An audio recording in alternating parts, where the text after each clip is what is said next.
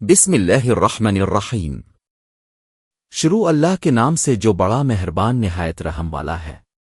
موضوع سود۔ قرآن نے اسے اللہ اور رسول کے خلاف جنگ کیوں کہا؟ کیا اب جانتے ہیں قرآن نے سود کو اللہ اور رسول کے خلاف جنگ کیوں کہا؟ سوال یہ ہے، آخر سود اتنا خطرناک کیوں ہے؟ اور کیوں بعض لوگوں کے پاس سب کچھ ہونے کے باوجود سکون نہیں ہوتا؟ ایک، سود کیا کرتا ہے؟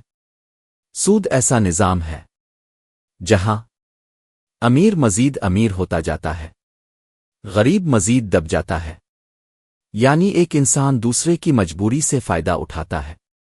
دو، تجارت اور سود میں فرق۔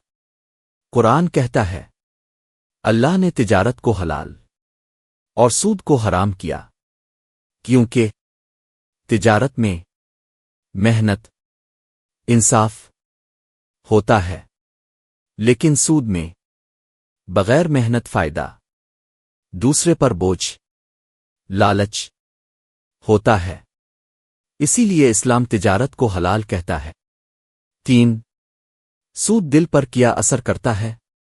جو انسان صرف پیسے کے پیچھے بھاگتا ہے وہ آہستہ آہستہ رحم، انسانیت، قناعت کھو دیتا ہے۔ سود صرف معیشت نہیں، دل کو بھی خراب کرتا ہے۔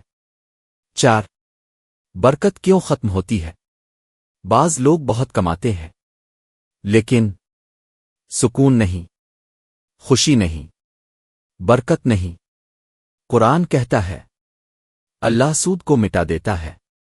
ظاہری اضافہ ہمیشہ حقیقی فائدہ نہیں ہوتا۔ پانچ، صدقہ بمقابلہ سود۔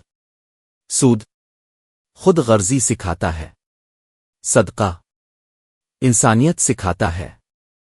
ایک نظام معاشرے کو توڑتا ہے اور دوسرا جوڑتا ہے۔ 6، اصل راز۔ اسلام صرف عبادات نہیں سکھاتا بلکہ ایک انصاف والا معاشرہ بنانا چاہتا ہے، جہاں کمزور محفوظ ہو، لالچ کم ہو، انسان کا فائدہ نہ اٹھائے۔ اسی لیے سود اتنا بڑا گناہ ہے۔